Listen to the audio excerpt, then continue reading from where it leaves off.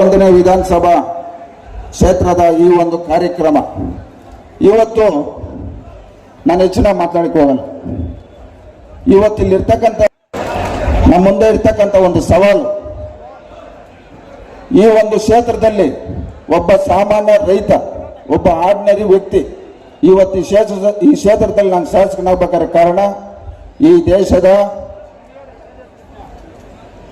ಮಾಜಿ ಪ್ರಧಾನಮಂತ್ರಿಗಳು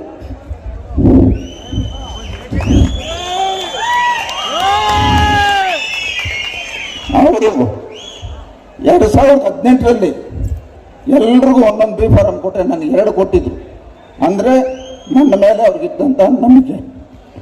ದಯವಿಟ್ಟು ನಾವು ಅವರ ಒಂದು ತತ್ವ ಆದರ್ಶಗಳನ್ನ ಅಳವಡಿಸ್ಕೊಂಡು ಈ ಕ್ಷೇತ್ರದ ನಮ್ಮ ಪಕ್ಷದ ನಿಷ್ಠಾವಂತ ಮುಖಂಡರ ಆಶೀರ್ವಾದ, ಈ ಕ್ಷೇತ್ರದ ಸ್ವಾಭಿಮಾನ ಮತದಾರರ ಒಂದು ಆಶೀರ್ವಾದದಿಂದ ಇವತ್ತು ನಾನು ಈ ಕ್ಷೇತ್ರದಲ್ಲಿ ಶಾಸಕನಾಗಿದ್ದೀನಿ.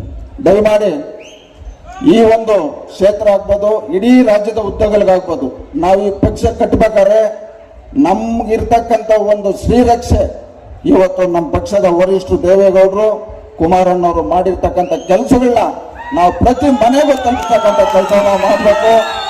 ದಯಮಾಡಿ ಇವತ್ತು ನನ್ನ ಬಾಯಲ್ಲಿ ಹೇಳೋದು ಚೆನ್ನಾಗಿರಲ್ಲ, ನಮ್ಮ LED ಸ್ಕ್ರೀನ್ ಮೇಲೆ ನಮ್ಮ ವರಿಷ್ಠರು ಒಂದು ಕ್ಲಿಪ್ಸ್ ಹಾಕ್ತಾರೆ. ದಯವಿಟ್ಟು ತಾವೆಲ್ಲರೂ ಅದನ್ನ ಗಮನದಲ್ಲಿ ಇಟ್ಕೊಂಡು ಸ್ವಲ್ಪ ಗಮನದಲ್ಲಿ ಇಟ್ಕೊಂಡು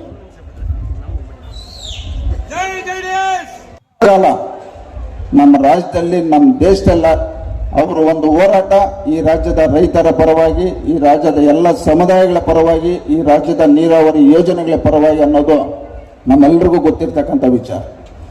ಇವತ್ತು ಅವರು ನಮ್ಮ ರಾಜ್ಯದಲ್ಲಿ ಕೇವಲ 20 ತಿಂಗಳು ರಾಜ್ಯದ ಮುಖ್ಯಮಂತ್ರಿ ಆಗಿದ್ರು, ಈ ದೇಶದಲ್ಲಿ 11 ತಿಂಗಳು ಮುಖ್ಯಮಂತ್ರಿ ಆಗಿದ್ರು.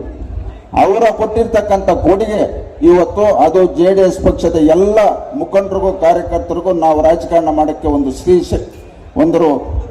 ನಮಗೊಂದು ಶಕ್ತಿ ಅಂತ ನಾನು ಈ ಸಂದರ್ಭದಲ್ಲಿ ಹೇಳಕ್ಕೆ ಬಯಸ್ತೀನಿ.